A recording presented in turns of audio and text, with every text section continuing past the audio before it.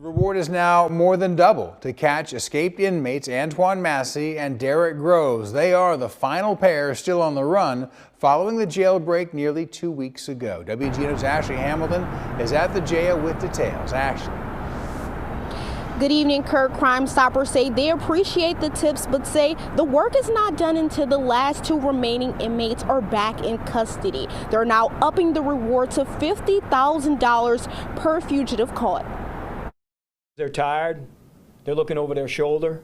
They're running out of resources. Since Friday, May 16th, law enforcement has been on the hunt for the escapees, with 2 of them still on the run. So Crime Stoppers, along with the FBI and ATF, have upped the reward to a combined $50,000 for tips leading to the arrest of Antoine Massey and Derrick Groves.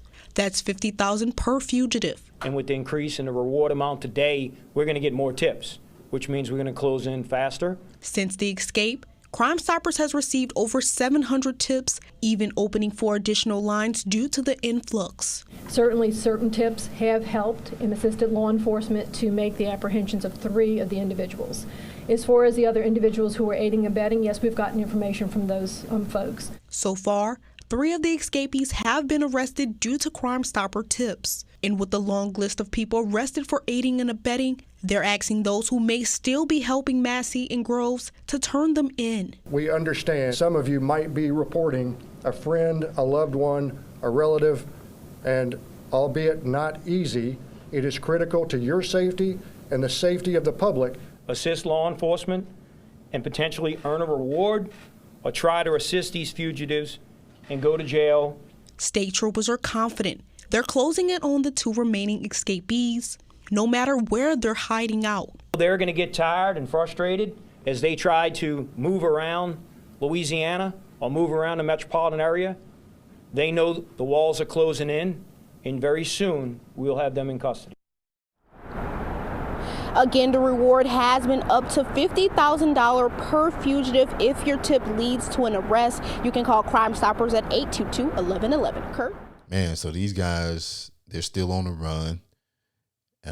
And, you know, just kind of thinking about this, along with the others who were recaptured, they were already behind bars for making poor decisions, crimes that landed them there. And instead of facing the consequences and maybe trying to, work to get themselves together, maybe kind of better themselves a little bit, and just facing the consequences, they chose to make things worse. And not only have they made things worse for themselves, they have possibly pulled their families and friends into their mess. But I guess at the same time, it can be argued that just like these guys made their own decisions, the family and friends who may have helped them made poor decisions. So you got everybody who's involved making poor decisions. But to me, I'm kind of like, what's the end game? I mean, a few days or a few weeks of freedom, a lifetime of looking over their shoulders, more time added to their sentences, and more pain for everybody involved.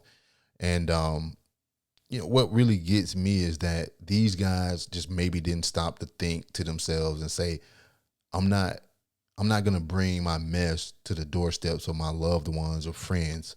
Why? Because it wasn't their mess that they created. They weren't involved in the making of the situation that got these guys behind bars.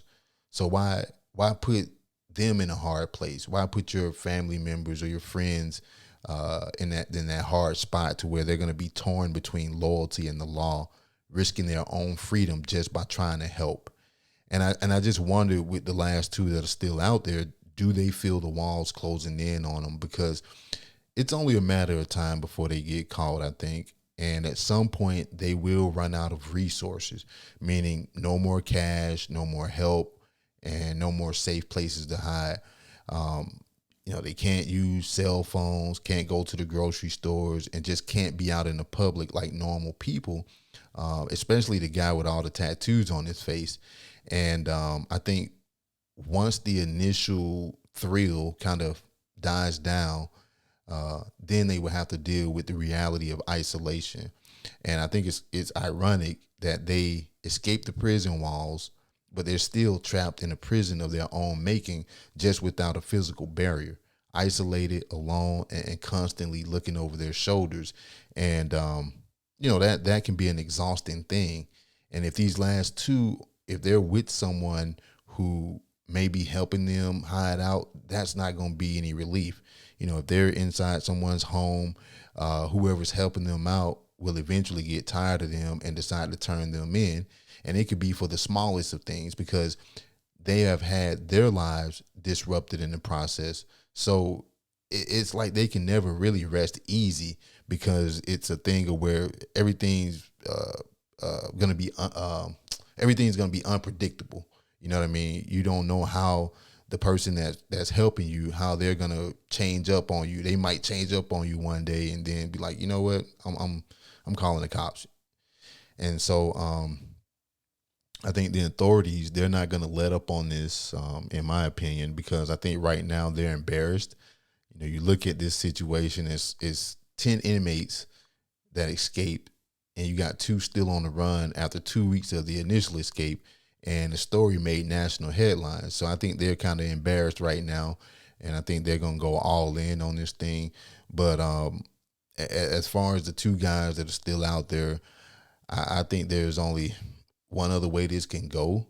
And if they refuse to go peacefully, I think we all know what that is. So hopefully they turn themselves in and just face the consequences. And, for the people that's hiding them out, helping them out, they may want to think about what they've done in this process and just go ahead and face the consequences as well, because this isn't going away. And like I said, right now, the authorities are probably embarrassed, so they're not going to let up on this. But, every choice matters. You got to think twice. But what do you think? Would you risk your freedom to help out a family member or a loved one or just a friend? Or are they on their own with whatever mess they found themselves in? So y'all stay safe, take care, and just make better choices. Peace, y'all.